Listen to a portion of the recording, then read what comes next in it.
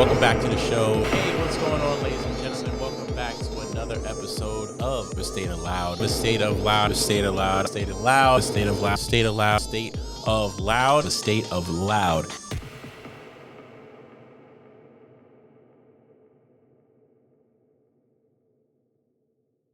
Hey, what's going on, ladies and gentlemen? Welcome back to another episode of A State of Loud. I am your host, Christopher Jefferson, and always joining me by my side, the one and only, the man, the myth, the legend, the beast mode monster himself with the YouTube plugs, AJX Beast in the building. How you doing today, AJ? Hey, what's going on, people? How's it going? How's it going? Yes, sir. Must have been a good day. That's all we want to get from you today, huh? That's it? I'm not even mad. I'm not even mad. Sometimes, you dress like you belong in a a Kendrick Lamar video right now. I'm not even mad at it. Not even mad at it. They not like us. Hey. Hey, they ain't got the cam on me today. They ain't got the camera on you. But ladies and gentlemen, as always, I want to thank you for tuning in. I'm going to start out early and asking you that if you tuned in, you're here for a reason. So you might as well like, subscribe, hit the bell, send it to a friend. You know what the deal is because you know we have the best guests around. And speaking of the best guests around, this episode, we have someone that I ran into in a community event. It was a big ordeal, I would say, and found out she's into a lot of big things, doing her thing around the state of New Jersey when it comes to realty. I would say she's an aficionado, especially in the senior space. She's also done some teaching. She's done a lot of things that we're going to discuss here and things I'm just learning about. So if you don't want to wait any longer, I know I don't want to wait any longer, please welcome to the show, Miss Ashley Nicole Pollard. Hey. Boom. I like What's it. going on, I y'all? like it. I'm sitting here like, am I the only one not? I don't know. I didn't know we were doing this. I felt left out on my own show. I was sitting here like, okay. That was totally impromptu. Nah, no worries. So welcome to the show. Thank you for having me. Oh my God, it's good to have you on the show. It's a day for many firsts of having you on here. You are our first, I would say you're our first individual female guest, as well as our first realtor on the show. Yeah. So you're bringing a lot of things to the plate, and you bring a lot more than that. But I do want to dive in and get started because I see that you are a person about community, about giving back, and about informing people. And anyone out there can see that by following you on your Instagram page. Tell the people a little bit about what you currently do, what you're up to, and are there any big projects sitting on your plate right now? Ooh, okay. So I am currently a seniors real estate specialist. So I'm a realtor, but that's just like a blanket term. I decided to specialize because I think you can be good at a lot of things, but you can't be great at a lot of things. So in identifying how can I really be great in this space of real estate, I wanted to find a niche. And you can do a lot of different things. You can specialize in bank-owned properties. You can specialize in people going through foreclosure. I wanted to specialize in working with the 55-plus market because before I got into real estate, I was a teacher. And I was a high school teacher, actually. I taught high school science, and I started my career in Newark. So that was a really new experience for me, and I learned so much from the education world. Our children are our most vulnerable population of people, and the things that we teach them and the things they see from us, we're their mentor, their big sister, their mom. We're so many things to them, and it meant a lot to me to see the aha moments. It meant a lot to me to help them through some of their toughest times. You know, I had kids going through a lot of different stuff. I taught in Newark, and you know that's the city. That's a place where some kids didn't have electricity. I've had kids drop out. You know, I've had kids have babies in high school. I've had all of it. I had kids who didn't have money. You know, then I would give them a couple dollars for something to eat after school, and that's not something that I walked around saying. It's just something that I chose to do. So, in specializing in real estate, our 55-plus market is our most vulnerable market. And I know how to work with vulnerable people. Yes. And I know how to lead them and educate them and guide them. And so, you know, our seniors they're victims of fraud. You know, they're people are calling them and they're getting their identity stolen. I just read an article in the Wall Street Journal a couple weeks ago where a 70-something-year-old man, he thought he was talking to a financial planner on WhatsApp. And I don't know if you guys know about the WhatsApp scams. Oh, yeah. Oh, they put you in the groups, right? Oh, my God. And they'll send you to WhatsApp, and then you have these conversations, and now they're asking you for money and all this other stuff. And this guy gave his life savings away. We're talking $700,000+ to this financial advisor, thinking that they were investing his money and they were not investing his money. So, that's terrible. That's like you have Seriously. nothing left now. Your retirement's gone. And there's really no way to get that back. You can't get that back. You can't get it back. You were actively engaging and back and forth with them. Like, unfortunately they swindled him. And so I just want to be that person that they can trust. I want to be that person that I want to be the plug. Like, I want to be the solutions oriented woman who comes in and says, you don't even know what you want. And that's fine. We're going to sit down and figure that out together. You don't even know how to do this, and that's okay, because I'm going to tell you how we're going to do it. And I'm going to be here through the whole process and then after, because I want to come to birthday parties for your grandchildren. I go to baby showers. I go to housewarmings. My clients, like, we don't stop at the closing table. It sounds like it. Oh, yeah. Seriously. I mean, I become friends with most of my clients. Okay. Like, I hate saying client sometimes because I feel like they might get offended because they see me as like a friend. Yeah.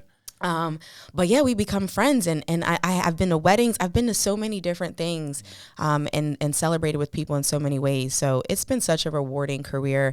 Of course, I work with everybody, but my niche, like what I really love and what I go after, is that 55 plus market and helping them downsize or relocate to an adult community.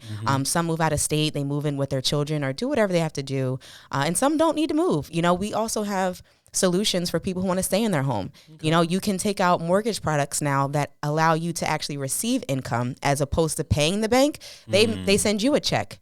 And that allows you to pay for your taxes, all your maintenance costs, because when you retire, I don't know if you guys know what Social Security looks like. We probably won't. I mean, we we're not gonna probably see but have a business. Oh my gosh. Yeah. You have to, because it's going to be gone. Yeah. Pensions, even for teachers, like I'm thinking, okay, my pension's telling me when I log in what I'll get when I'm retired. And it was like, I was like a third year teacher, and it was telling me my payout at 65 would be like $3,300 at that time, whatever it was. And I'm like, $3,300 a month, I can't even live on now. No. So working the salary that I was making good money. I mean, I was a third year teacher making like $73,000. That's not bad at all, because that's unheard of for most teachers. I was 27 years old. I'm like, okay, well, if I keep going up, I can make six figures. Seriously. But then you're in today's world and you realize six figures, that's like, it's not that's a step in the door. Okay. Yeah. You're like, I made it to, like, I can order whatever I want on the menu now. Yes, like, right. I can't go buy my house, but I can order what I want on the menu. I mean, it's challenging. There were numbers that came out a couple years ago during the COVID pandemic where for a 2-bedroom apartment in New Jersey, you needed to be making at least $66,000. Now, the average 1-bedroom, you can spend $2,000 on that.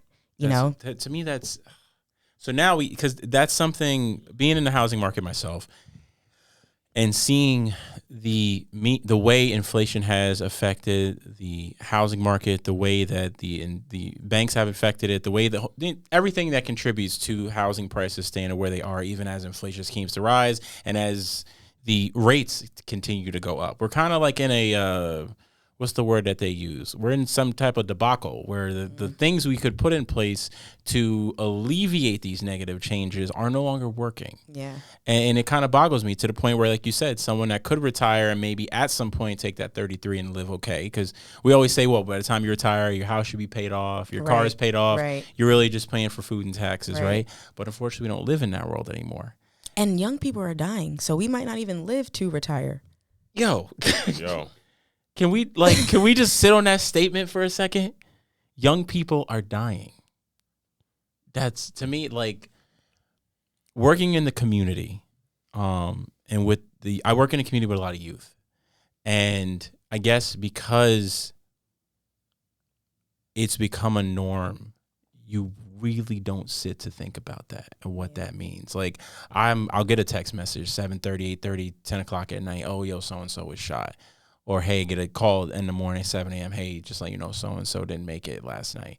Like, and the weird thing of you keep going because, well, that sucks. I feel this emotion. I got to compartmentalize that and come back later. It doesn't really hit you when you say something like young people are dying. Like, the system relies on the prosperity of our youth to keep funding, to keep our elderly afloat. And we aren't even looking at it in that way. Not even protecting our youth. That's wild. We're not educating them properly. I mean, look at the stuff we're promoting. Like, not even to go down that rabbit hole, but the stuff we promote these days, it's just so different from back in the day. Like when we were growing up, you know, they were pushing college on us and all these things, and cool. But we were the first ones to go to college, really, and have that experience. Like, and then now we're like, I went to school to be a doctor. I thought I was going to be a pediatric anesthesiologist. I was like, yeah, I'm going to make so much money because it's not about the money, but I always wanted to impact kids. Yes. So the fact that I became a teacher, I fulfilled that goal, even though I didn't become a doctor. And I went through it. I graduated from Seton Hall University. I went and got my master's degree at UMD&J, but then they merged. So unfortunately, I graduated from Rowan, which I'm like, that's stupid. Continue, please. So I got my master's degree, and then I was like, man, I'm tired. You know, I don't want to do this anymore. And I switched and I pivoted, but it's crazy to think like now I don't even use that. Like I got all these student loans I'm paying back, and I don't even it helped me get to where I am though. Yes. And so that's why I am okay with it, because my journey had to be my journey. I had to go through the things that I went through, even the terrible things, because it helped me become who I am today. You know, even certain things with my health. If I didn't go through them, I wouldn't have become this version of, like, I'm in the best shape of my life. You know, I'm and I feel like I'm in the best shape of my life. I was diagnosed when I was 18 with rheumatoid arthritis and several other autoimmune issues. And so since I was a teenager, I've been figuring out, like, part of the reason I cut my hair is because this doesn't grow anymore. Okay. So, like, I'm like, well, what am I going to do with my baby hair? Like, I got to figure this out. One day I was depressed and I cut my hair off. And, you know, it's just like, why do I have to feel like that? Like, I can't be taking these drugs forever. I can't do this forever. So I just decided, like, I'm going to start experimenting. And it's been several years of trial and error, but I experiment with food. I experiment with working out, and I listen now. I don't know if you know what it means to listen to your body. Oh, yeah. But my body tells me, girl, you better... That's a key trait I've realized until you slow down and quiet all the noise and distraction, all the stimulation we're used to, you'll truly never understand what your body needs, wants, and what it may be telling you. And in this world, how many of us are going slow? We're trying to catch up. Nobody. We're trying to keep up. Yeah, absolutely. You almost feel bad for taking a day off. Yes. To give to yourself. You almost feel bad for having leisure things in your life. I know it's something I personally deal with in my life, where usually if I can't find a reason how my hobby aligns with where my goals are, I'm like, maybe I should just drop it. Because what's the purpose? I have to live in purpose. Yeah. You know, I have to do things that are purpose. Even the people in your life. What purpose are you serving? What purpose do I serve to you? Because get rid of me if I'm not good for you too, and right? It works both ways. Absolutely, absolutely. And it's interesting you say purpose, because often most of us are doing things because we're told to, right? Like you said, we were a generation where go to college, get that degree, get the great job, and then you can have all the fruits of life. And like I almost feel like we were the first generation where we're like, it's not working, guys. Like, I don't know what you asking me to do, but I'm not living this glorious life. And it gets to a point where we are making career changes in that path. So when, like you said, you went to school for medicine, you ended up being a teacher, now you're in real estate. Through each points of those transitions, like, what was like that moment where you're like, okay, I got to move, I got to change? That's a really good question. So when I graduated Seton Hall, I only got my master's degree because my other GPA was good for the stupid classes I didn't need. My science GPA was struggling a little bit. Okay. So I knew I wasn't going to get into a med school. And so I had to get my master's degree. So I'm like, all right, well, I had to pivot and do that. While I was getting my master's degree, so two things happened. One, health, one, career-wise. I realized I was tired of being in school. I'm graduating at 24 now, and I have a master's in biomedical science, and everybody's like, whoa. Nobody. In the science world, like, that didn't mean anything. It just meant something to people not in that world. Okay. Like, I still have to keep going.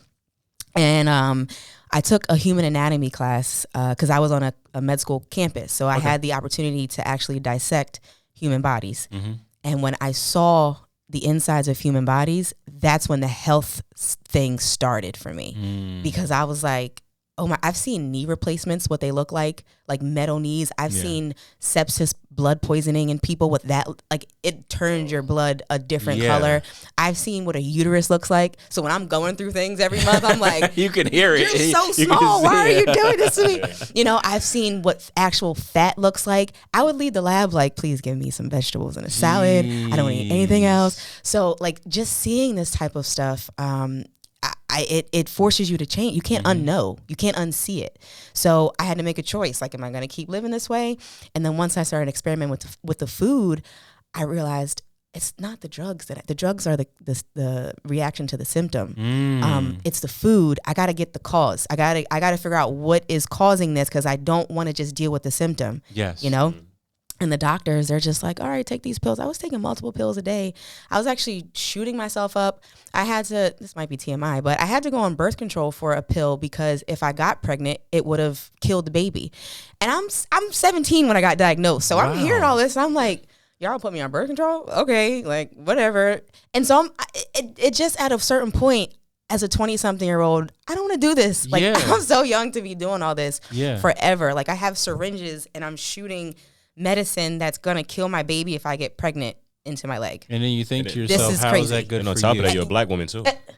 Right. So you already know what that is. It's just so much. And that's when the health thing started for me. So I had to be thankful for my journey. Yeah. Because I don't know if I would have started that soon if I didn't have that anatomy class. So that was amazing. And then when I graduated, I wasn't ready to take the MCAT, so I had to find a job. That's how I got into teaching, because I need to work until I take the MCAT. But I knew at that point, I don't really want to go to med school. I got to figure out how to break this news to everybody, because they're going to be like, what do you mean? That was your lifelong dream? Yeah. And the problem with the lifelong dream is, as you grow and evolve, your dream might change. And I was changing. I was evolving and becoming and wanting different things for myself. Yeah. So I got a job as a high school teacher in a new charter school in Newark, because I had the degrees. And while I was teaching, I had to go back to school to get certified to teach. So I'm going all over the place. Seriously. And you talk about slow down, I was not slow. Yeah. So that progress health-wise I made in grad school reversed when I went to teaching, because I was so swamped with teaching 5-6 classes a day. Yeah. 150 kids per day. Yeah. Like every day I have these kids coming in. Yeah. And that's when I eventually left. I taught for 6 years. And then my partner, he had a terrible job too, working overnight, couldn't really advance there. And we just figured we got to make our own way. Yes. And that's how we got into real estate. Okay. Because, I never thought I would be an entrepreneur. I never imagined owning my own business. It just wasn't something that was taught to me. Yeah. Go to college. You got to be a doctor or a lawyer or something that makes good money. Yep. I never was taught to make my own way. Yeah. And now that I'm here, I can't see anything else for myself. There you go. There we have it. End of the show, folks. You heard it here. I don't need to say any more. I agree wholeheartedly. Thank you for tuning in. Have a great one, guys. If you're trying to do better, start a business. See, I love that. But now, the viewers, they're going to click off now. Click off right I'm joking. Don't leave. Hey, don't leave. Don't leave. Why? First of all, don't Mr. leave, YouTube y'all. over here. That's why I call you that. Do not But leave. You make such a valid point. I love that you ran us through your thought process and the steps of your journey, because it literally, from the outside, right? If you haven't gotten to the point where you're of your journey where you actually want to be an entrepreneur, to everyone else, it kind of seems chaotic, right? You made the statement of like, well, I went to school for this, and people are like, what do you mean you're not going to be a doctor? You're going to do something else? To everyone else, they're like, It took years for what people are to they get over doing? me Yeah, not they're being a like, what are doctor. you doing? And then you're like, no, this is, I have to do this to get to the next thing. Well, why are you doing that thing? 'Cause that's what I want to do, and it's going to take me here. And well, and the problem with teaching was I'm not going to make nearly as much money as I am as a doctor. Why would you do that? And then I was doing so well in teaching, and then I went to real estate because teaching was literally killing me. Like my autoimmune stuff was going nuts, and I hate to say this, but the education system does not support teachers the way that they need. yes, And that's Very why true. so many teachers have left, and even people I've taught with have left, are leaving, thinking about leaving. So that's the main reason that I left, because I don't get paid enough to be dealing with all this. And then what's my raise? $1,500 every year, maybe $2,000. Wow. And then what does that break down to every check? yeah, And then what does inflation look like? exactly. I'm always Are going you to be barely behind. staying above water? I'm always going to be behind. And that to me makes it extremely interesting. I kind of see an overall theme. of what you're doing, because a lot of the work that you do involves, you go above and beyond when it comes to support to the people you're around. And I go above and beyond because that's who I am. And so if I'm doing that in my job, I need to feel like you're being compensated. You're something in return is fulfilling you to keep doing it every day. And it's, to me, I find it extremely fascinating because in the beginning, I couldn't piece together teaching and then real estate. But I see it now because you said, like with teaching, to properly be a teacher, you have to be more of a mentor, because you need to understand how the people you interact with work, how their minds work, how you can teach them and get them hooked in to get their buy-in. With real estate, the fact that your clients remain a part of your life afterwards is if that's who you are, you're probably doing the same thing. Oh, when it comes I'm to still an educator. I'm not a classroom teacher, but honey, I'm an educator, through and through to the death. Once an educator, always an educator. It's in me now. And those kids taught me, let me tell you, the kids taught me so much about myself. I'm not even going to act like I went in there and I ran the show and left and everyone clapped. Those kids taught me so much. I'm dealing with 14 through 19-year-olds. Yeah. I was only 24 when I started. So I'm like big sis, Yep. you know, I'm still trying to get respect. They're flirting with me, which is also weird. So it's like all these things that I'm experiencing with these kids. Yeah. And they taught me so many things because they came from a different environment. Now, we had the same skin color, but I came from South Jersey. You know, I never really struggled. And I started working when I was 13. I've been working since age 13. I'm 34 now. So I've been working a long time. Yeah. And I'm talking real work. Like I went to work, had to clock in, got paid, and I've been making my own way since then with my mom's support, obviously, to do main things. Yeah. But day-to-day stuff, like in high school, I was buying my own glasses. You know, just stuff like that that I could bring to them about how to be independent and how to get out of Newark and see and do other things. Yes. But they also taught me about being in Newark and about what they went through. And just to see, you know, kids that look like me come from a totally different perspective, it really gave me it's just something that I will always be thankful for. I will always be thankful for the 6 years that I spent in education, because I wouldn't be this woman, this version of me today. And now as a realtor, like I educate you on how to buy your home, how to sell your home, how to keep your home. And throughout the process, there's so many checkpoints. Yeah. Like if a deal is falling apart, I have to have a solution. I have to have multiple solutions on how do we keep this together? You know, how do we pivot this way? Yeah. When I help you buy your house, trust me, I'm going to have solutions. Please. I hope y'all heard that I said I was going to help him buy his house. I'm going to hold you to it. So right if now, you see him pop up with a house and I didn't help, the clock is definitely going to be ticking on that to get that done. But it's, I love to hear that during your journey, you're able to not only give, but also receive. And what you receive, you use to make you better so that you can give more in return. And we don't always see that in every part of society. Right. I mean, especially because people always want to be given something. Yes. And that's such a, it's an interesting thing. It's one thing I try to figure out about life, right? Because when I hear people's stories such as yourself that are so inspiring that you, in a way, trusted your journey, knew when to pivot, what felt right and what didn't, knew wasn't right for you. It coincides with that willing to listen, willing to learn part. Like, with that being such a strong part of who you are and how you got to where you are today, where did that sense of listening and that sense of like learning from your experience and not just using it as a negative part, but a positive part to grow, where'd that stem from for you? Probably my mom. My mom, she's Generation X. And you know, with them, you do what you're told. You don't ask why. And she was not militant, but if she wanted it done, if the bathroom was dirty, my mom used to put comment all over the bath. I tell people this story all the time. In the green green can? Yep, the green can. She would pour it in the sink, in the toilet, in the shower, and that way I had to clean the bathroom before I used it again. You couldn't go in there. If she saw a little piece of like strand of hair on the floor, I vacuumed the whole house. And so I was raised to just do what needed to be done. And so when I went into the world to do what needed to be done, and I started having experiences, negative and positive, I'm a Pisces, and I don't know if you guys are into zodiacs, but Pisces, we are. I don't know if I like Caps or not. What's your sign? Virgo. You guys are manipulators. Ouch! Ouch! Ouch. It's okay. But I like People say Virgos. we're like really orderly. You and, guys- you guys are really determined, great. but she's like, you're also a manipulator. One of my best friends is my grandmother, and she's a Virgo, and I love her so much. So I do like you guys. Okay. But the men are manipulators. But no, a Pisces, our spirit, we are creatives. We are very creative and nurturing and loving. And so we're willing to hear and listen. Like, we are pouring into you, and we actually want you to pour back into us. And if when it's done correctly, or if I'm the leader in the room, right, I'm the teacher, I'm that leader figure. So if I am pouring into you and it's not sticking, I have to listen to figure out how to pivot. And my coaches obviously help with that. Like, coaching, I wouldn't be anywhere without my coaching. Like, the coaches that I had when I was teaching, when I first started, I used to have to record myself, just like this with the camera. Okay. I'd have to record myself and watch it with my coach. Embarrassing. That's first like of all. great having the teacher grade your test in front of you. Oh my God. And you're like, no, just I'll come back. It like, was so embarrassing. And that. that's when I started to like get less insecure, because there was a point where I was kind of insecure and not really like tapping into my power, like who I was.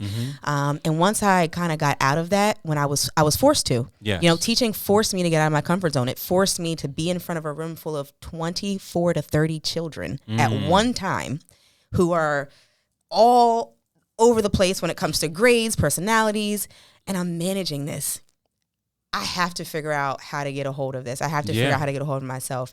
And so that's when it started. Now I am into yoga heavily. I started yoga 2017 or 2018, and I do it consistently now. And because when you do yoga, you're silent. Sometimes you're still, you're moving, but every movement is a breath. So as you're moving in different poses, once you really get into it, you learn to listen in those moments, and you take it everywhere else. It just becomes a part of who you are. Yes. It's not like something that I walk in the room and say, I'm going to listen right now. I just naturally do. You're just always present. I'm there. You go. That's a really good word for it. To be in the moment, to be present, and to feel, and that's when you can give back. Because even in conversations, like, think about relationships. When you're talking and talking and talking, you hearing me, but did you listen? Did you feel that? Did you get it?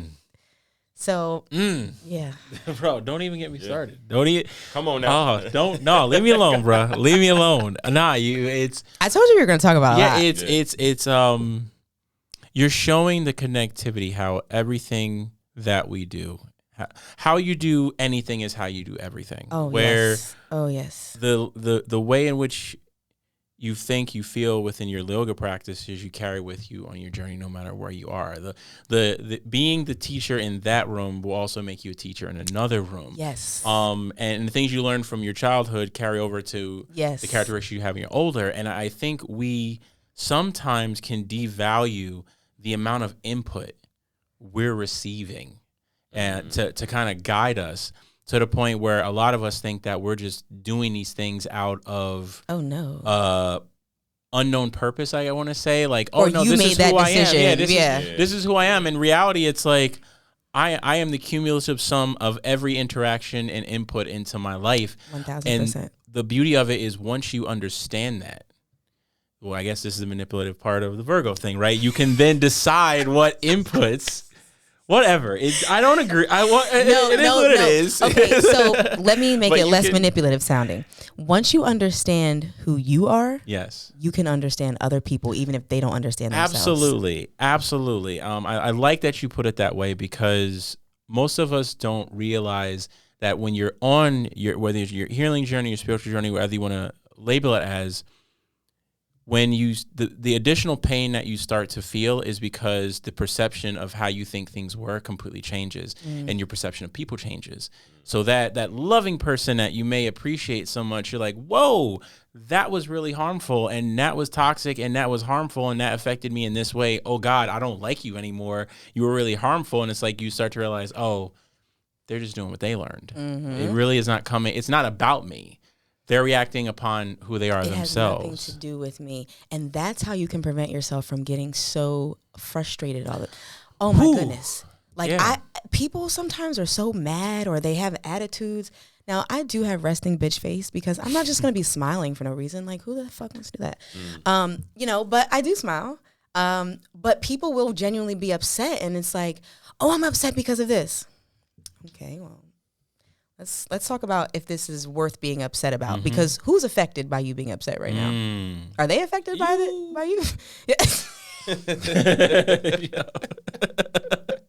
No, but that's absolutely correct. Where we often hold on to the anger as if we hold it, they're gonna feel it. Like, wait till they get. I'm gonna tell them how mad I am, and like they probably won't care. I wish we could see how stress internally kills us. Oh, absolutely. So that we could stop doing it. Absolutely. It's literally the main reason why what they say, a lot of billionaires, once they get to the point of success, why they focus so much on their health is because they realize the damage which they've done with all the stress they had to go through to get to that point of success. That you're like, no, I don't have this. I need to live a lot longer. I have to change my life and not fall into it. Yet there are a majority of us as a society almost wear that stress as a badge of honor. Like, we've turned that into a cultural acceptance and almost like a pride of like, oh yeah, you hate your job, I hate my job. It's crazy stressful. Like, you know, let's grab a beer and complain about our lives, and I hate my spouse and I can't stand my kids. I'll never forget this. I was on a cruise. Where we go? November? Yeah, me and my girl went on a cruise last November, and we're not really big drinkers, so we're just like, oh, maybe we'll have one dinner or whatever, right? So we go to bar, we get a drink, and we're sitting, you know, you talk to people, you're on a cruise, you see people, all right? And the couple next to us, as they're talking to us, they're like, you guys got kids? We hate our kids. Oh, our kid's a complete a-hole. And I'm like, what they got to do with me? Me working in the community, I'm like, are you kidless? I need to, no, I have 2-step kids, and bombshell, one on the way.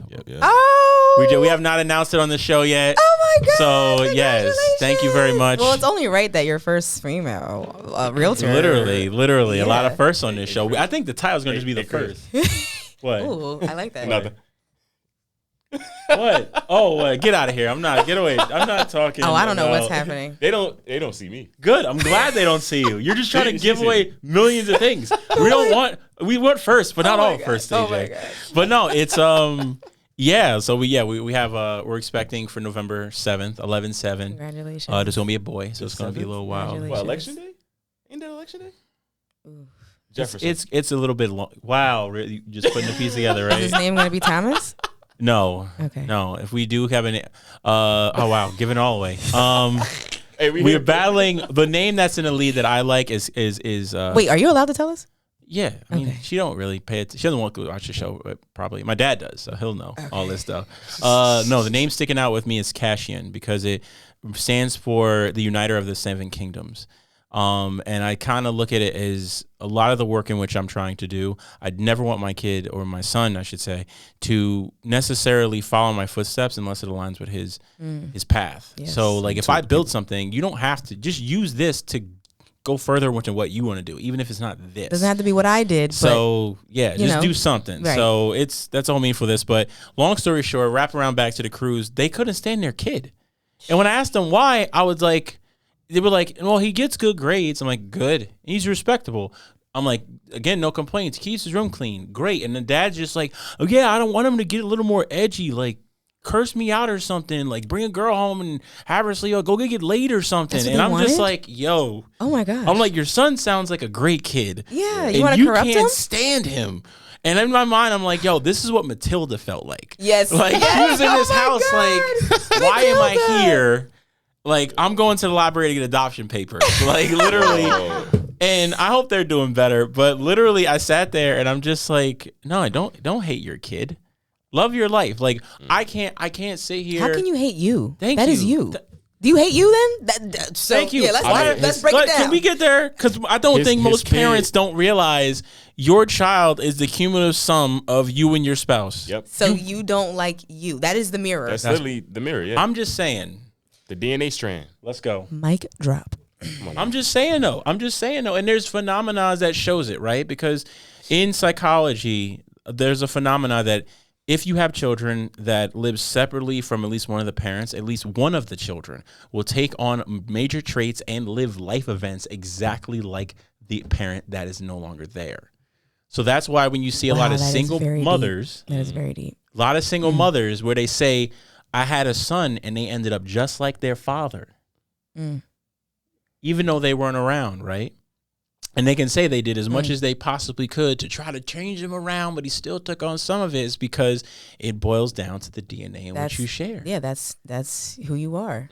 DNA is just ones and zeros. I never lived with my dad, and I have some traits of his that I don't know how they came, but they're here. I'm telling you, DNA's ones and zeros, right? They said in our human body, the amount of space we have is bigger than most of the computer space we have on Earth. DNA? Yeah. I can't remember It's the a exact wild number. length, but we did learn that the amount of it's coiled up so tightly. Yes. You never know, but it stretches for miles and Yes. miles and miles, and that's all of what's in us. Honestly, like these are conversations that most people don't really entertain, but this is diving deep into things to understand yourself. When you understand yourself, you can be a better human. Absolutely. You know, you can be a better employee. You can be a better parent. Thank you can you. teach your kids better so that you actually like them. Yep. You can be better. Even spouses, right? Like, Yes. I like to spend time with men. Oh, I grew up with a lot of men. There's a lot of guys in my family. And I like to spend time listening to them because it helps me understand the male species, because you guys are not like us, you know, and in order for us to work together properly, we should understand each other. I think more men should talk to women more. Agreed. Because y'all don't know what to be doing with us sometimes. But that is such a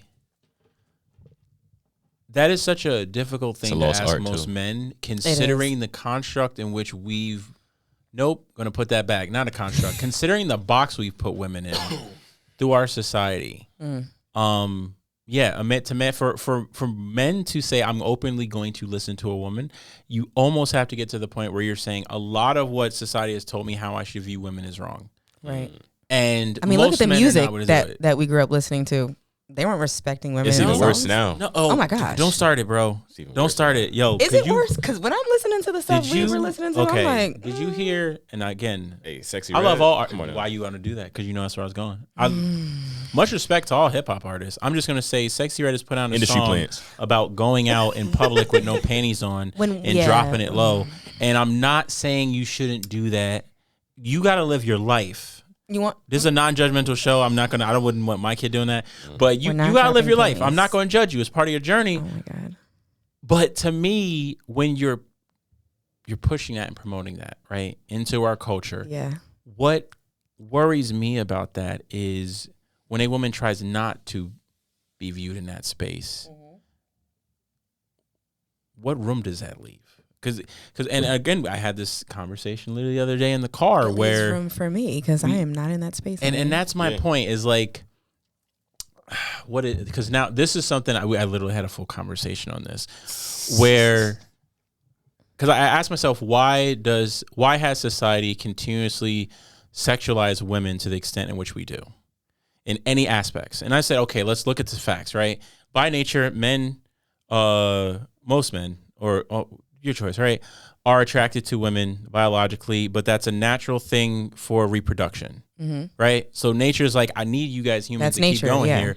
You guys have to procreate. We need more humans. Right. So I'm like, that's natural. We can't get mad at that. You're going to be attracted. That happens throughout nature. You can't demonize that. But it has been weaponized through media and advertisement, through everything, now. Right? Like Pitbull's not drinking Bud Light, hanging out with a bunch of models. That's I at least I don't think he's drinking Bud Light, right? But that's what's on our television through every single thing.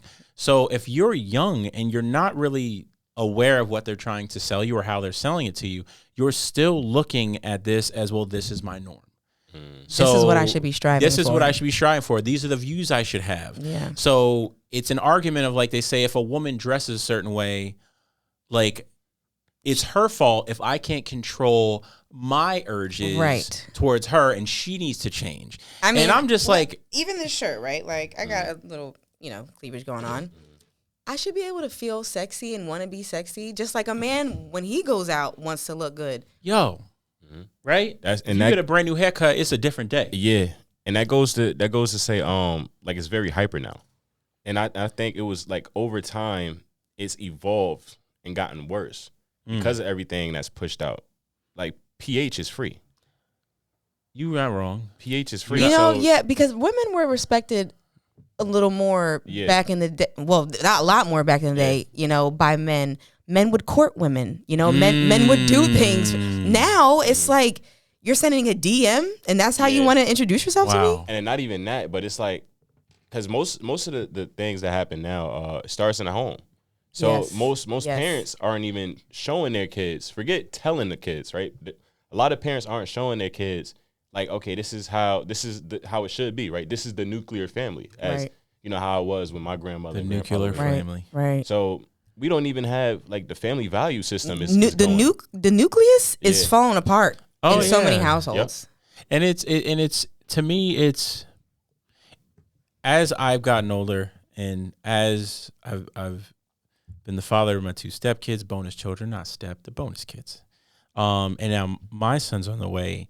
It's you start to realize like certain things like the old school way worked. Certain things, not like a lot of it didn't, but certain values. Right, because I ain't staying home cooking and cleaning all day. I'm going to work. Like, and that's the funny thing is like we say gender roles, but to me, I'm like, what about household roles? You have to play a part, right? Because like I think you need to look at your family as a team. Like, okay, the man can't just be outside and the woman can't just be inside. Thank you. It doesn't work in today's day and age. And if it does work for you that way, cool. That's what your team does, right? But it's not always like that in every aspect. And I think to a certain point, like you said, even the woman can't be inside all the time. Most women still have aspirations to do things outside of the home. Most men have aspirations to do things outside of work. Right. But if we continue to believe in the gender roles instead of believing in the team roles. And what society says, we're doing what people tell us. Exactly. You know how many people are miserable? The divorce rate is not crazy. 50-something% for no reason. And in more than 80% of the divorces, every file contains the word social media in it now. What? 80%. The word social media is in their divorce rates. Well, because they did a finding, right? Because it started out as a joke, but then it became real. Where my team. One gentleman said that back in the day, you were only exposed to the women in your immediate circle. So you had a few women you saw at work, random women you saw in public, and then like your family. And he goes, now you have access to every single woman on the internet that you can look at. So you're thinking to yourself, this woman wants me to cook and clean, and she's yelling at me, and I got to take out the trash and help her through her stuff. Let me go on Instagram real quick and talk to my shorty. Like that's the thing I'm saying. Let me go back in my fantasy life. Let me live off grid. And because it's become so socially acceptable. I just had this conversation, I promise you, 2 nights ago. I literally said, we were talking about, because my friend is going through a divorce, and so we were talking about this, and I said the problem now is that we have access to so much, people aren't settling anymore. If they're not happy, they're leaving. Before, you knew the people in your town and maybe the next town over, so you couldn't go around sleeping with everybody because they was going to be like, don't be sleeping with her. Like, she was over there last night or last week. Now, you have access to the world. Yeah. We can date anybody.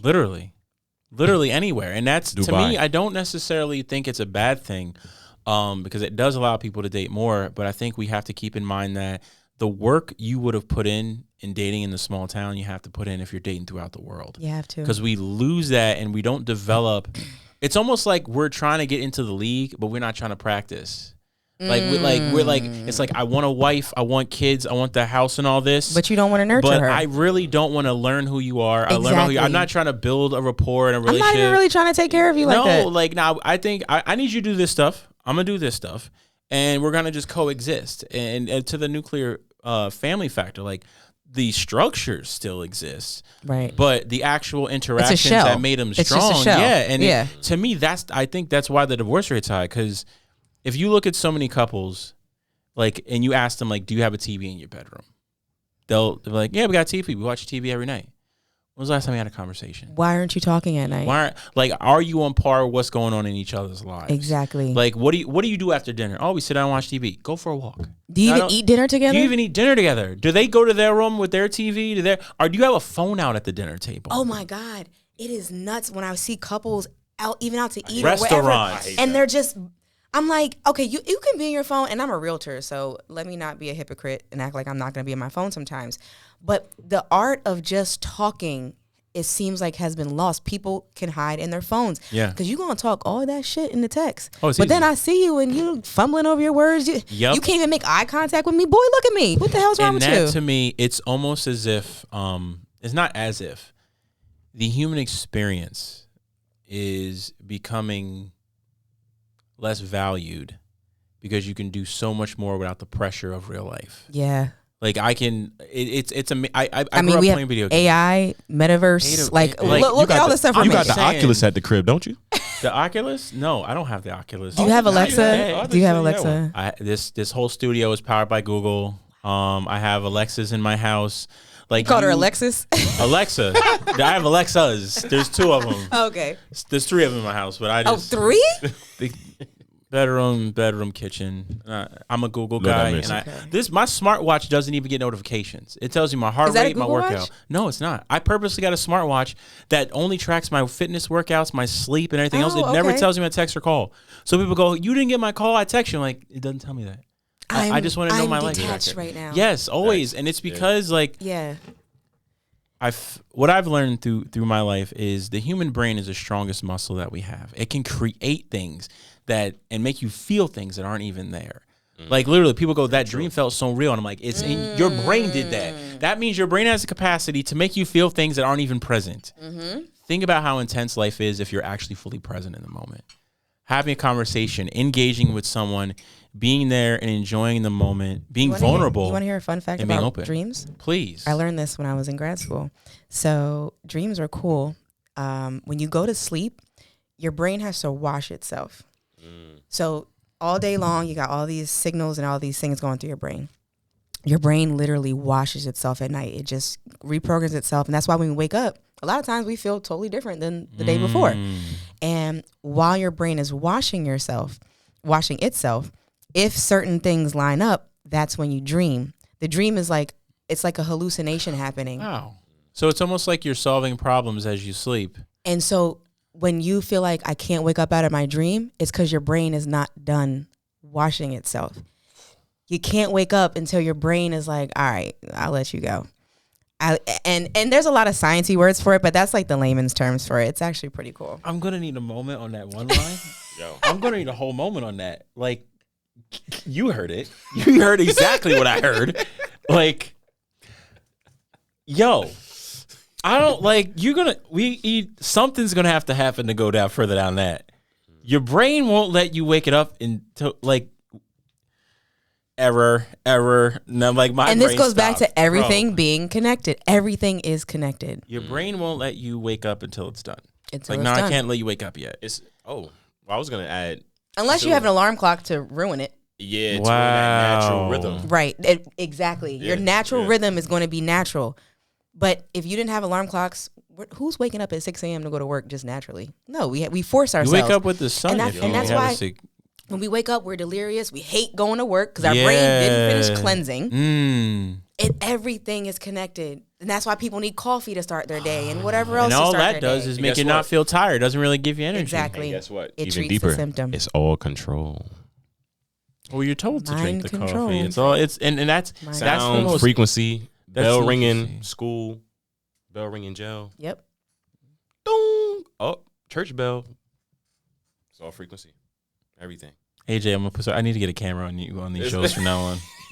I mean, even you're starting to colors. share a Like, lot. Yeah, have you guys colors heard too, about the businesses using certain colors? McDonald's is To yellow and express red emotions. because Absolutely. those colors attract people in a way. The biggest part of marketing is Castle. understanding. They say if you're going to put out a brand, you need to know the key pillars of what word you're going to be associated with, what color is going to be associated with your brand, and what people think of when they see you. What emotion is attached. I just said red. You said White Castle, which is white and blue. I literally have on red, white, and Red, blue. white, Yeah. and blue. Blue is one of the colors that they say light blue is Same one of the color as our colors flag. that eases tension. Red, It white, looks and as blue. trusting. So that's why most presidents, depending Police on cars. what they're doing within their speeches or their debates, will wear either a light blue tie or a red tie. Red is a power tie. I'm going to the aggressive side. Right. I need to make a point here. Light blue, I need you to trust me. I'm soft. Right. I'm caring. This is what we're about. pastel. And yellow is kind of like, I don't know. They just be The sun. outside. Yeah. It literally, we don't realize that. What they say, everything has a frequency. Now I'm sounding like Terrence Howard, No, but we'll go everything does. there and Not everything. how Literally everything interacts Everything within itself. moves. This table is vibrating. Oh yeah, We don't even we're know. not even Oh, yeah. touching the table itself. We're The touching. wall is vibrating. Like everything in this room is actually physically moving right You now. don't realize what is nothing it? stays still. Yeah, We've our got- we're full atoms of- are just. I was just about to say we're full of protons, Literally just neutrons, and energy. electrons, Yeah. which is an atom. Yep. And they're Energy. constantly moving. And no one realizes it. Like when you feel the texture of someone's skin, that's literally just the frequency of that area, and you feeling all that material just there. You're not touching it. You're not even. There's no actual colliding of the materials, but you feel it. You're like, oh, that seems real, and you're like, no, you're not actually touching it. Science is crazy. That's why I went to school for science. Because Science is beautiful. Science is everything. Seriously, Like we are science. Literally. but I feel like, do you think if more people dove into, I don't know if that's the question I want to ask. No, I think the more question I want to ask is why do you feel more people don't dive into information, science, or just asking why more often than not?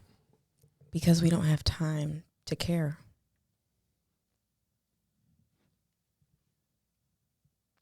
I try to tell people all the time about how they can change their diet and change their life. How many people have done it?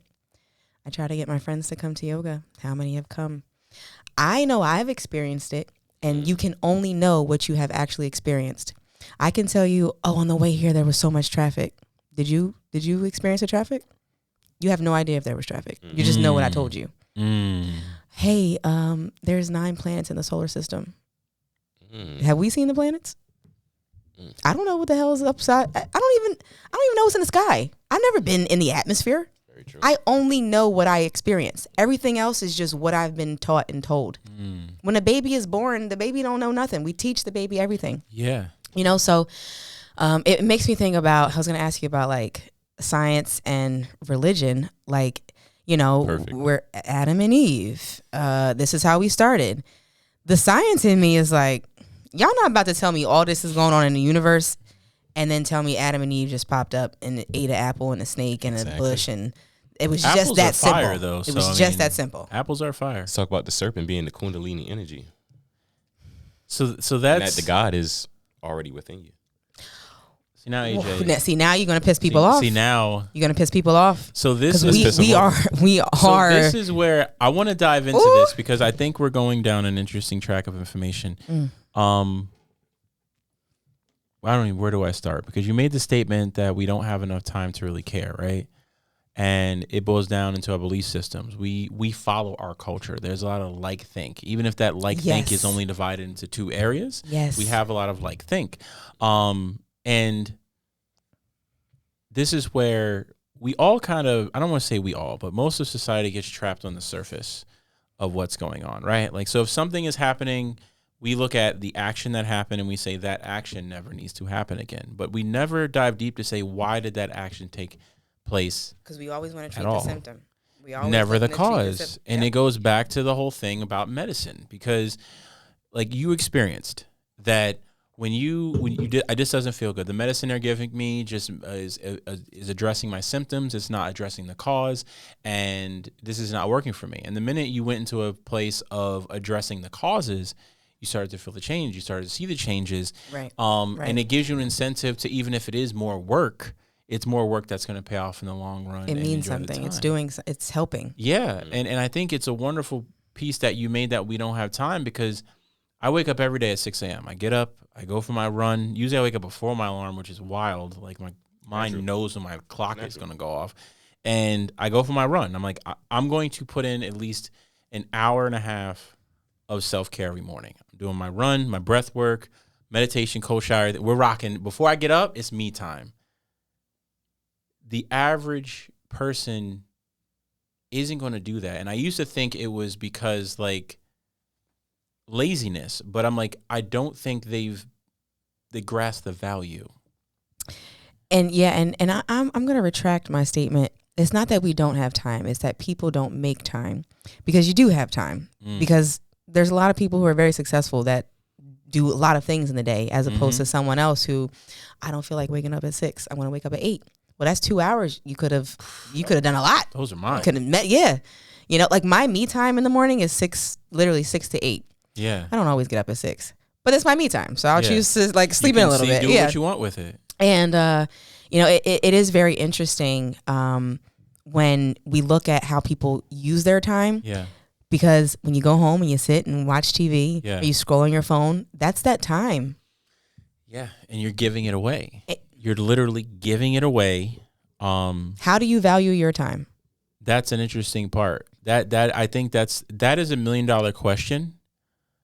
And are people aware of what they're exchanging their time for? The current value time has, right? Because there's companies spending billions of dollars just to keep you on their device a little longer, just to get some more of your time from you. So I can sell you something or show people I have this much interaction of their time a day. I can put your image in front of them and you should now pay me more for it. If it's a multi-billion, almost $1 trillion industry of just keeping your attention, you have to realize how valuable your time is. Yep. And look what happened when Beyonce dropped Cowboy Carter. The news came, Super Bowl. Mm-hmm. That was millions of dollars that was it Verizon or whoever spent on that commercial. She dropped Cowboy Carter. Now I'm not gonna lie to you, I went crazy too. I love Beyonce, but how many women spent so much time and found money? I found money to buy her hair care line. I'm like, I can't be spending money on this. And then her hair care line came out, and I said, well, damn, her hair is long. Let me go buy it. So we prioritize what we want to prioritize. Now, I'm not going to lie to you. Beyonce, you've been holding me down, okay? She's been holding me down. I'm not going to lie to you. I really like it. It works. I really like it. I'm glad it works. But you decide where you put your energy. It is your decision. Yes. Now, can our past add to that? Yes. Can our experiences contribute to why we act the way we act? They do, 1,000%. But as a grown adult human in this space, we have to decide, I don't want this relationship anymore. I don't want this job anymore. I don't want to feel like I'm overweight anymore. Yeah. I don't want people to talk to me like this anymore. Yeah. We have to choose, what are we deciding? Yeah. And then we have to do it and execute and stay consistent. Yes. That's another piece. People might start something, but are they going to keep doing it? The consistency is something that you just cannot skip. You can't say, I'm going to go to the gym in January and that's it. Whatever you did in January, I'm going to go have weight loss surgery. And then what, you're going to go home eating cake again? Right back. That you have to figure out what you're going to do, make the plan, execute the plan, and stay consistent with the plan. Ooh. And that's in it's funny, I was reading with the book with the Playbook to Success by Maxwell. I'm horrible with the names of the authors. Oh yeah, I just read Relentless, which is a good one too. I'm gonna share with you before I go. Please do. It's From Good to Great to Unstoppable. Please do. I need more books. It's really good and it's a quick read. Please, and I was reading in the middle of reading this book, and one of the things they talk about is most people, they don't succeed because they don't do. They'll have the idea. Mm-hmm. Like 90% will have an idea. They'll talk about it to you. 80% will make a plan out of the idea, and then like 5% actually start the work, and out of that 5, even less are consistent. And when you start to look in life, and even I looked at life this way. How consistent can I be? What am I gaining from this? And forget the emotion behind it. I have to keep doing this, even if it doesn't feel good. Yep. You start to realize how much time you have, how much change you can make in your life, and how quickly it can be. Yep. And there's less of a hopelessness to your overall experience of this life. You start realizing, like, I really have control over what I want to do. Exactly. Like, I can change careers. Exactly. When I feel like it. Like, you can move on from relationships. Like everything you just mentioned, you have a feel of that. But it's something that cannot be fully understood until you find something you're willing to put work into, even if it doesn't feel good. It starts with self. And that's why I said the knowledge of self, understanding yourself. There we go. If you can't skip that part, that is the most important part. That is. It sounded like the start of the podcast. That's Yes, all we was sir. talking about. Yeah, that's Knowledge literally of one of the first episodes. AJ stands on that. Oh, yeah. Knowing yourself and where it sits. But it's hard to know yourself because, and I'll tell you, teaching helped me because I had to do lesson plans, and I would do the lesson plan, and my coach would be like, well, what are the kids supposed to get out of this part? Oh, this was this. Okay, well, how are you going to get them to get this out of this part? What are you going to do each minute of this plan? I had to break things down so much naturally, eventually, I started breaking me down. I started breaking down everything around me to the point where I'm like, oh, I'm getting all the way down to the roots of everything. And I'm going to do what I want. I'm going to be what I want. I'm going to say what I want. I'm going to have what I want because now I know how to go into a situation, make a plan that makes sense. Because you'll make a plan and, hey, what do you want to do? I want to make $1 million. Write it down. How are you gonna make $1 million? I'm gonna have a podcast. Okay. How is a podcast gonna be successful? Like you got to keep asking questions until you've broken it down to the most minute level. Oh yeah, and that's like one of the most humbling things in the world. Oh, yes. Because that first thing you want to do, you're like, yo, I'm gonna make $1 million. Yup, man. High five. We got it. Make $1 million. Let's go. And let's get t-shirts and let's get a logo. And then you don't iron out the pieces. And I've been guilty of that in my life, like multiple times. It's been, even and throughout my career, is you have this idea, and then you iron out some details, and you're like, cool, all right, let's get started. And then you run into so many hurdles because you didn't address them, and that's where you start to quit. You're like, oh, we shouldn't do this. It's not going to work. And in reality, it's like it can work. These are just things that seem discouraging because there's now surprises instead of expectations. You've been given a gift of realizing this is a hurdle you have to address. Right. Take a breath. Don't get mad. Address it, and then move forward. And that's kind of as an entrepreneur, as a business owner, that's probably the most humbling part you'll ever get is when you, what they call going pro, like you start doing work for the public and no longer your friends and family. Yep. And you get that first customer and it's like, I didn't like that. And what about this? Oh my gosh. And you're just sitting there like, could someone help me, please? I just put my whole life into this. Like, you don't like it? What if you don't like it? And I had to learn, especially in media. My boy Tyson told me, when you're signed on to do a project, it's not what you like, it's what they like. Yes. Until you get proficient enough to develop a style that every people hire you for, you're just making what they like. And it took us, that didn't happen until this year. Where we had a client. It was like the greatest moment of a Zoom call where we were like, okay, hey, we're really excited to make this video for you. Can you send us an example of something you've seen that you would like it to be styled around, just so we gotta get a feel what you like? And the client goes, we want it to be like how you guys make it. And we're like, what do you mean? You did the video for so and so, right? And we're like, yeah. Do that again. Yeah. And I'm like, if they couldn't see me, I would have I would have went crazy. But having that feeling of, oh my God, we made it. Like we have a style. We have a thing now that's recognizable in the public. But we often don't talk about the hundreds of times we were told, no, I don't like that. No, I don't like that. Change that. I even have clients now where I used to be like, hey, what do you want? I need a list of these things and these things. Can you just tell me that? And they'll go, we trust you. The minute someone says they trust me, I go, I appreciate that. I'm glad that you trust my artistic vision. But if you do trust me, pick from what else I've done then and tell me what you like. Right. Because I don't think you trust me. Because if I pick the wrong thing. Oh, yeah. I'm not redoing it. No, and I've had people come back with different things, songs and visuals, and I get to the point and where my clients got discouraged. Yeah. And I go into the drawing board and say to them, let's stop. Because right now, we're not talking the same language. Yeah. I know what I can make. I can make you anything you like. Like you said, you need to know what you like, so then we can move forward. And I feel like that transcends almost. And you might have to lead them there. Like you might have to physically sit in front. Okay, you don't know what you like. Number one or number two, right? Like, and just break it down. A lot of times we have to break it down like adults or children, because really we are.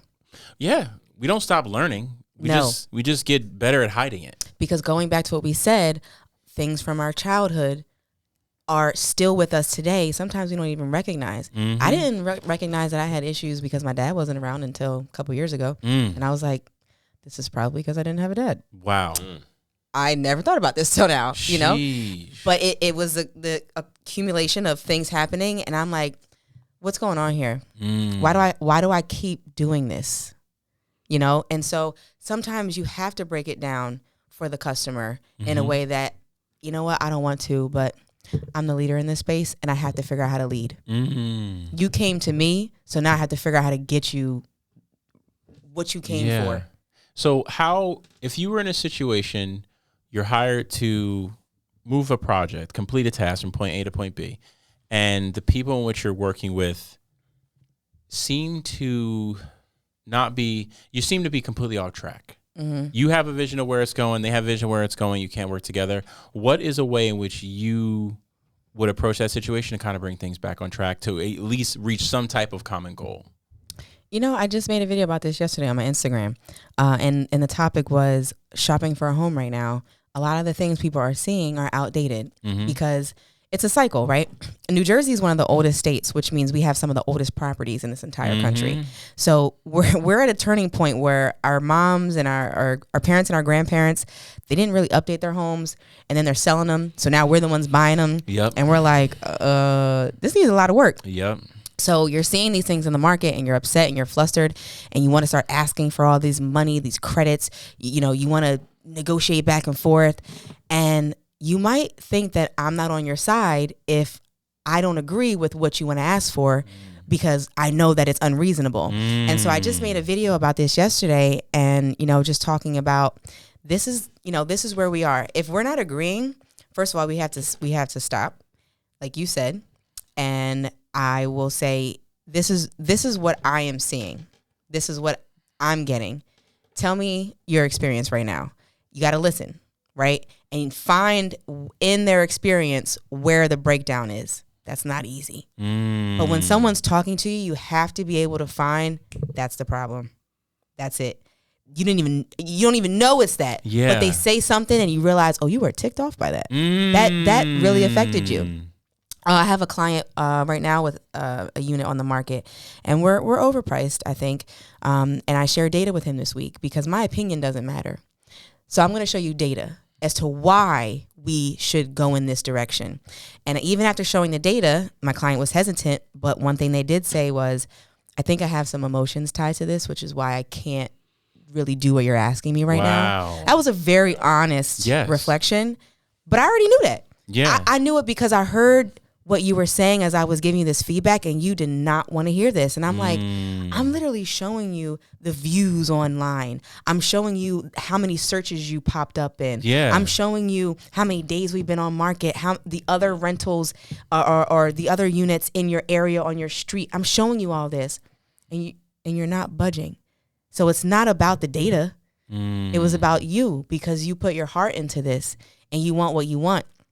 But now we got to be realistic because we're losing money. Seriously. So we got to reel it back in, right? I have to find what is it, what's the pain point, and how do we reel that back in? So the end of that conversation was take a few days, process what we talked about. We'll talk at the end of the week. This is what I think we should do. If you want me to get you results, we got to meet somewhere. Otherwise, we might have to rethink our relationship. Wow. Because I don't want you to get frustrated with me. I don't want you to feel like I didn't do my job and then you fire me and now I feel shitty because it wasn't it was in my control and I let you control it and now the relationship is gone. Wow. I have to step up and be the leader and say I understand and respect you, but you hired me for a reason. Yeah. That's hard. That's hard. That is extremely hard because I've been in a position in my life. I've been very fortunate to move quickly through many of the markets in which I work. Like media, Jesus, like flew through this. Worked for Viacom less than a year in. Like I was like, how did I get here? I worked for companies in higher positions. I've been the youngest managers in rooms and had people to learn. And that was one of my most difficult experiences is when, like you said, you're being hired for one thing. And you're like, well, I'm producing here, but you're saying I'm not producing. But I'm showing you the numbers. Okay, so I have to now show you that hey, I am. I need you to enunciate why what you're seeing, what I'm seeing in these facts, don't line up here. Right. And that has been a point because I've had to make that move a few times, more than a few times, and it's interesting because even in that moment, I've still had some people I've worked with stick to it. Yeah. And not be ready to acknowledge it. Yeah. Where I'm like, hey, on paper, it's really going against what you're saying. I just want to make sure we're clear and on the same path. Right. Can you kind of guide me to where we're off track here? Right. And they've kind of now you put it on them. I've presented this to you. If you want to keep going. And I've had conversation almost be dismissed multiple times. And it's where I've gotten to a point where I'm like, okay, you're okay. It's easy to dismiss You're it. okay you're okay ignoring this. Yeah, I was just going to say lets ignore it. me know Yeah. we're not going to get on the same page at any point. So where do we go from here?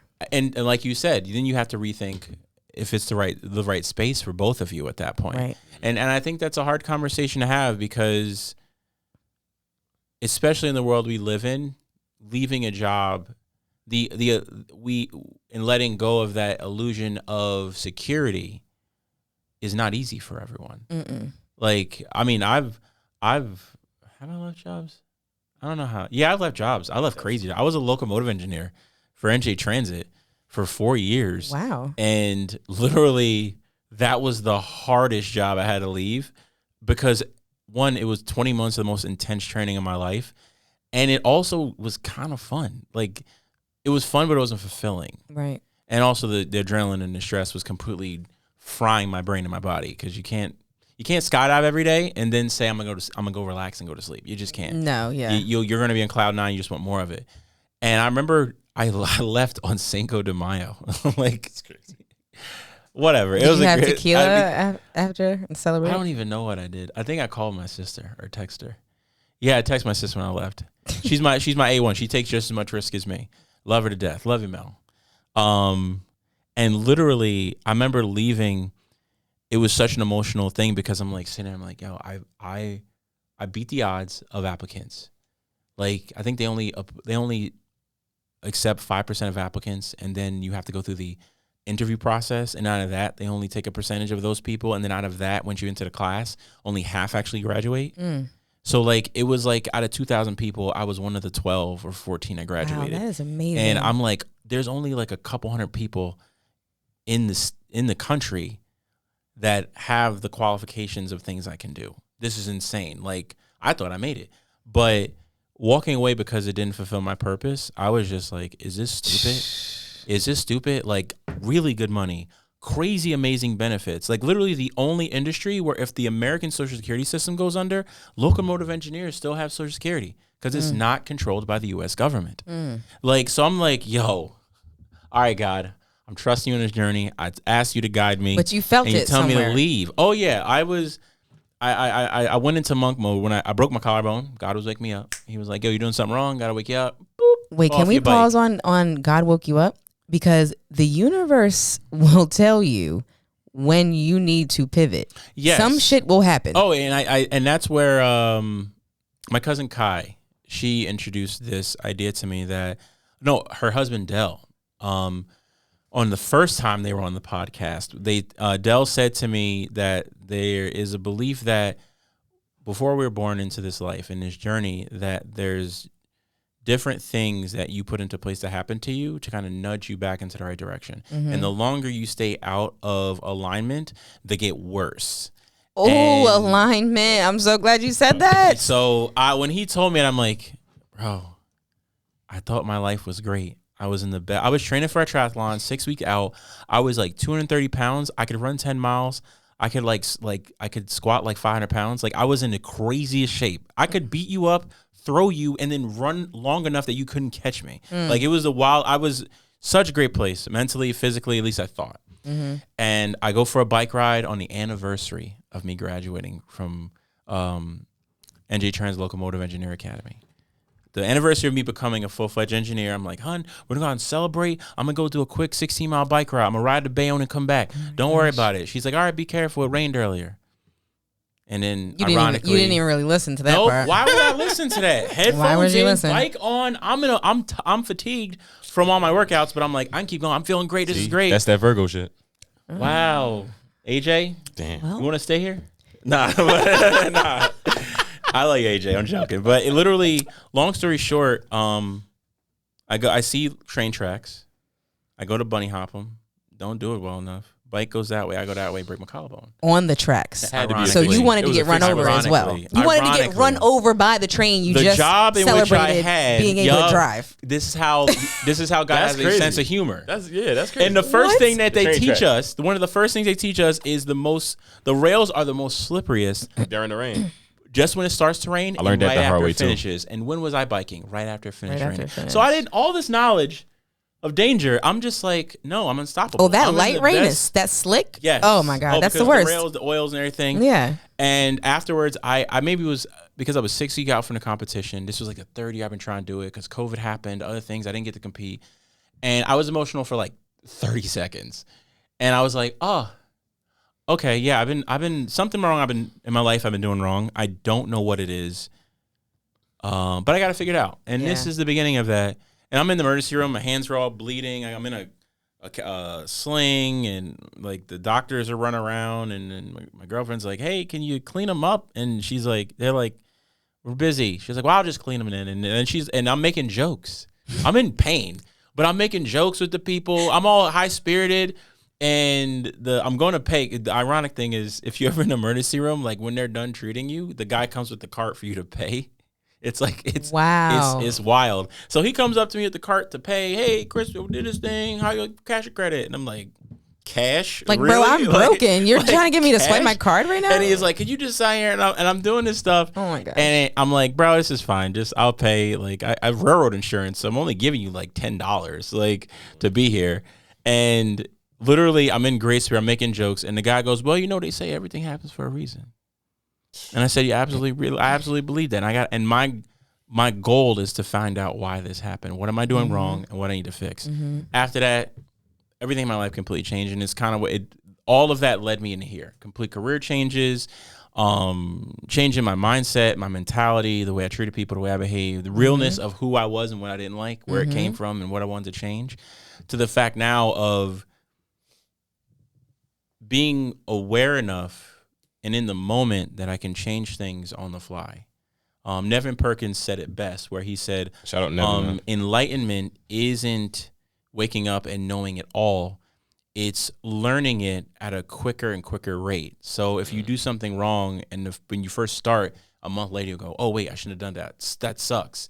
And then he goes, and you keep being more and more aware, and then it gets to 2 weeks. And then it's a week later, and then it's a couple days. And he goes, and then you're in a moment, and you go, oh, wait, that's that thing. I don't want to do that. That doesn't line with what I want. I'm stopping that now. And getting to the point now in my life where I'm aware of it almost instantaneously, it's almost like playing on cheat mode in a way. Like that's the only way I can You know your explain it shit to now. people. Yeah, because now you're like, you can wake up in the morning and you're like, oh man, how am I feeling? All right, I'm a little groggy. You listen to your body first. Yeah, well, like I'm a little. How am I feeling? I'm working out, so we're not even gonna argue that. It's like, what time is it? I woke up from my alarm. I'm a little groggy. Did I sleep? I did sleep. All right, I'm cool. I can't track. Did I sleep? Yeah, my watch said I slept. Okay, so I know I got good sleep. Why am I groggy? What do I feel? Okay, solar plex a little tight. That's kind of like anxiety and stress and emotion. I'm not aligned. Your with what is something. tight? Solar plex. Oh wow. Do you Third guys know what that chakra. is? Oh, right here. I just wanted to. Now half the audience is gonna be like, all right, I'm turning off. I'm not listening to Chris anymore. No. He's done. But literally seeing where any stress may lie and what I'm thinking, what are my thoughts? Like I'm a firm believer when you wake up, like you said, as you sleep, your brain is cleaning itself and reorganizing things. And for me, I know that. So the first 15 minutes of my day, no stimulation. I'm just gonna lay in bed. I need my brain to bring these things back into me. What are most of us doing? We're rolling over on our phones. We didn't even give our Crazy. brain time enough to wake And up. it's like, yo, I got all this answers to your problems. We're and now immediately he's stimulated. liking and swiping. We're immediately influenced. Yeah, and it takes away. That's why now, like, I wake up, I roll over, I'm like, hey, hon, ready to go for that walk? We're going to go take this walk. And whatever kind of happened in our sleep is going to come out, and we'll be here to listen. So it's interesting because in doing that, subconsciously, I didn't purposely, it was like what do they call it, a side effect. When you're waking up and you're kind of putting things together that you've healed over the night, and you're walking with your partner and you're sharing it, you're being a lot more intentional about what you're learning about each other. Because now you're not learning about, well, how was work? And no, it's like, you know what? I realized I didn't, the reason why I don't get along with those people in my family is because of X, Y, Z, and that's done from when I was younger, and this, and this. So I don't think I'm gonna do that anymore. And you're like, oh, Like, wow. I mean, like what Real we're doing now. conversations, yes. This is how you should be talking to your partner. Like you should be having these deep. God, I love this. Like my friends, the person that I'm with, like we have to be on the same page with being able to talk about these things and go into a dialogue. You know, it's nothing better than sitting around with people who are on your level, like intellectually. Yes. That is. Oh my God. And that's to me, it's a lost. I don't want to ever say it's a lost art. I feel like a lot of us don't realize the vulnerability you have to be in that space. Very vulnerable. Because it's hard. Especially as a man, because y'all don't talk. What the hell you talk about? Right? Yo, bro, what's up? Oh, everything's good. How you living? Oh, I'm good. Oh, no. My friends, like all my friends, I'm like, yo, how's your life? Like, I'm gonna let you get the surface stuff out the way. But then I'm going to start asking you about stuff that I know we talked about a while ago. You need that. Oh, yeah, wholeheartedly. Like, I think everyone, both men and women, but especially as a man, you need your tribe. Don't worry about us because we going to talk. Yo, y'all different. Y'all different. Women are different. Like, women are different. Y'all don't even need words to talk. Yo. Guys will nod at each other, and that's just like everything's okay. Women will be like, and you be like, what did she say? So remember the last week when this guy, like, whoa, she just looked at you and shook her head. Nonverbal. But I know what that means, though. And then be like, let me go ask her. And she's like, yep, she knew it. And but as a man, you need that. You need your tribe to be able to talk to. And even if you're in a tribe and the men around you aren't open to talking, open that door. Like, just kind of be like, just start to tell them something that maybe they didn't ask about. Make them uncomfortable. Yeah. Share so much that they're like, what? Yeah. Why are you talking to me about this? Say something like that. Like, get into that environment. It comes down to childhood. At home, you didn't learn how to be open. You didn't learn how to talk. You probably didn't talk to your parents that much. Yep. You know, you probably, same, like with my mom, there was no question. I'm a why asker. Mm-hmm. Like, that's how I can even be in a space like this, is because I'm constantly asking questions. I'm a scientist. I'm a creative. Mm-hmm. And my mom never allowed me to ask why. So now as an adult, that pisses her off so bad. I'm like, I'm in the same boat. Oh my goodness. And that's like, I love my mom, but I can go home for all of 2 seconds. And then I'm like, oh, got to go back home to North Jersey because you about to tell me to do something I don't want to do. And we're not going to fight about it. Yeah. But you know, it starts at home. Like, we didn't have conversations. My mom worked all day. Mm-hmm. We were out all day, went to school, whatever. We come home, it's late. Now she's got to figure out feeding us. Yep. We got to do all these things. Then it's time to go to bed. And this is why I said earlier, you don't have time, because life happens. And before you know it, it's just like, you know, and so I never had the space to ask intimate questions. Like, I never felt comfortable talking about personal things because, unfortunately, my mom didn't experience that from her parents because they grew up in a time where you didn't talk about certain things. Yep. You don't talk about your money. Yep. You don't talk about your relationship. Yep. You don't talk about anything. Yeah. You know, and there were very much gender roles back with the baby boomer and silent generation and those older generations. My mom, she was a product of that. So that's what she put on me. But, you know, millennials, we switch shit up because we're a perfect blend of the new age and the old age because we understand both and we know what to take from either side. Because everything's important. The kids are the future. Yes. But also, we need to take some of this old shit and give to the kids because they don't believe in nothing. They're entitled. Yes. I mean, as a teacher, I experienced it tenfold. Oh, absolutely. In my career, I've taught somewhere between 600 and 700 kids. Yeah. That's a lot of different personalities. Yes. And I'm not a parent, but I tell parents all the time, like, I respect that I'm not a parent, and I respect that, you know, you don't respect me as a parent figure, but I taught a lot more kids than you have of your own. And I've seen a lot of things. So I could probably give you at least a little something. I could probably help you. I'm not married, but if you hear the way I'm talking, I could probably help you with your relationship a little bit. Yes. You know, because I understand things in a way that you don't even realize you don't. Yeah. Sheesh. And you only know what you know, and then you don't know what you don't know. What you don't know.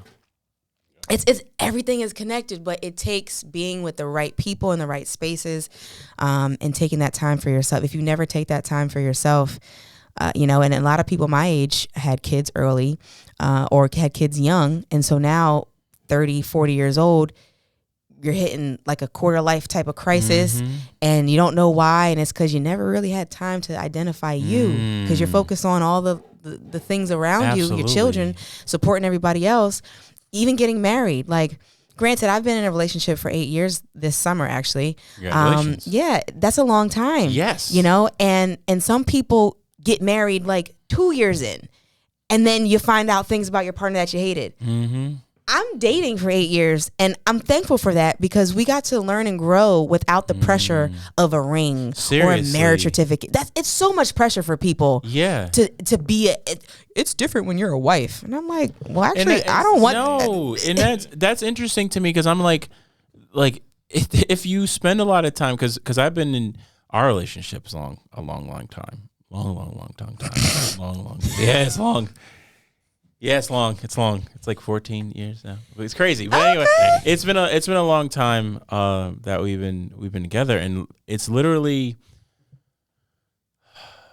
now the way we look at marriage is almost like what benefit do we get? Like, hey, if we get married, you can join my insurance because it's way cheaper than yours, and we'll save $200 a month. That was a huge motivator for people. That's the craziest part because, like, we're not like, let's get married and have this giant celebration, and our lives gonna be different. I'm like, let's get married because it's a good business decision. Let's get married because it's a good investment and business decision. The taxes will save on it. We can put this in. We can claim that. The house, the kids, the insurance are gonna save. Like, we're gonna save money getting married. We should and just guess get married. what? You're not gonna save money because when half of y'all get divorced, you're gonna spend money to get divorced. That's crazy. But that's why for me, I'm like, I'll wait as long as Did y'all see the Tiana Taylor headline of how much she has? She's getting like a 7-figure payout. Isn't she's married to the basketball player. Iman. Yeah, and he has to pay her $8,000 a month. Industry shit. That is. You said how much? $8,000 a month for their 2 kids, plus the 7-figure payout, plus everything else she gets to keep, and like that's why it like.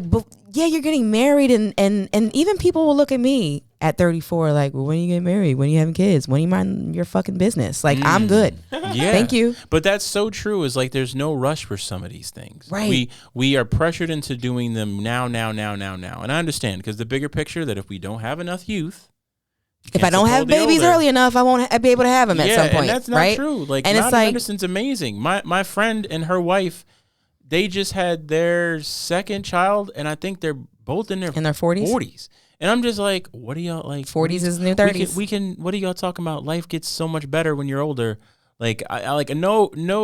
I'm not putting down anyone. And it's to each her or his own, right? Yes, because I'm like, if you're happy you started early, you vibed out and you enjoyed it, then cool. Beautiful. But like, I'm so looking forward to being an older dad. Yes. That like my kids, like I'm gonna have salt and pepper. Yes. When he's like a teen. Yes. So like he'll look at me and they're like, "That's your pops." Like, yes, because I look like a pops. Like, but you'll be such different. A better dad now because you. You've had time for you, so you can pour into your child. Oh yeah. And then when he comes to high school in my classroom, he doesn't act like an asshole. No, not at all. Because he knows his dad will show up and be like, "What happened? My pops what is going 70, on with way. you? That's happening Your pops here." Who? My pops is 70, by the way.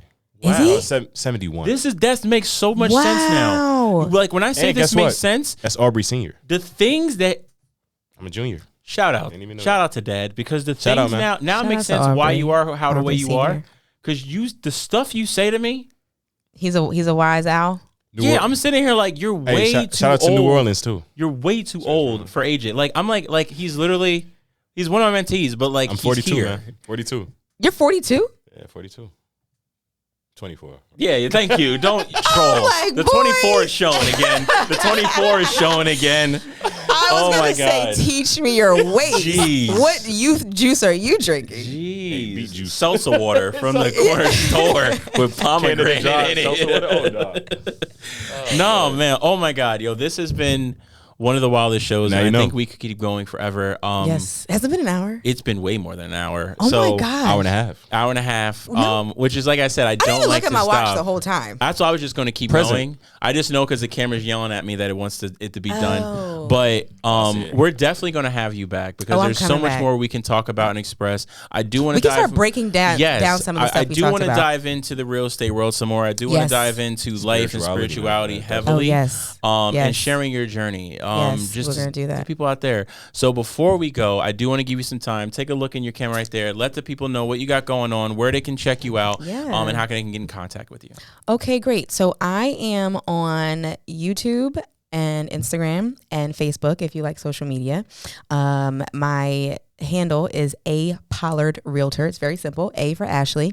My last name is Pollard, Pollard, Realtor, Realtor. And you can find me on those platforms. Because I'm an educator, my YouTube is full of videos. I have over 100 something videos, probably like 200 videos. And it's all about home buying, home selling. I give advice, tips. So go there if you want to learn. And I know a lot of my 55 plusers are not really Instagrammers. So you can go to Facebook or YouTube and learn. Right now, I am working on helping people. I actually am tapping into my network of friends, families, everybody around me. And I'm just asking people, who do you know that I can help? Because my goal right now is to help people. I feel so good when I help people do something that they couldn't otherwise do without assistance. So if you have anybody in your life that is 55 plus or 55 minus, my license covers the entire state of New Jersey. I love my seniors, but I am so glad to help people who are entering retirement. If you're a adult child that you're taking care of your parents or grandparents, I want to talk to you as well. I can help you as well. If you're a first time buyer, I have plenty of experience with you because I'm a teacher. I teach people how to do stuff for the first time all the time. So whatever you need, I promise I got you. And I'll be back to talk more about that. Awesome. Well, you guys heard it here. We're going to have all of her information listed in the description below. We'll be tagging her on Instagram as well. So you guys make sure you follow the page. It's been a wild and amazing episode. Again, we are so grateful to have you on the show. It's just been an amazing time, and I can't wait to have you back when things change. We're going to a little Easter egg out there. Some changes are coming, but we definitely want to have you back for that. Oh, I'm ready. And we're going bigger. We're going bigger and better always. The only way to live is to level up consistently, and that's what we want to keep doing. Stay consistent. Yes. That was one of our words today. Absolutely. So you people out there, y'all stay consistent. And if you are staying consistent with us, then you need to comment, subscribe, hit the ding and the bell, share it with a friend, because the more people we can gain to this community, more power we have, more lives we can affect. So as always, AJ, what do you want to tell the people before we leave? Hey, no words today. No words. Yeah. Wow. Oh. Speechless AJ. Speechless. With his shirt buttoned down. Seriously, right? With his taco meat out. Ladies and gentlemen, I want to thank you guys for tuning into the episode. I'm your host, Christopher Jefferson. This is another episode of Stay Loud. As always, it's nothing but love. Peace. Peace. Peace out.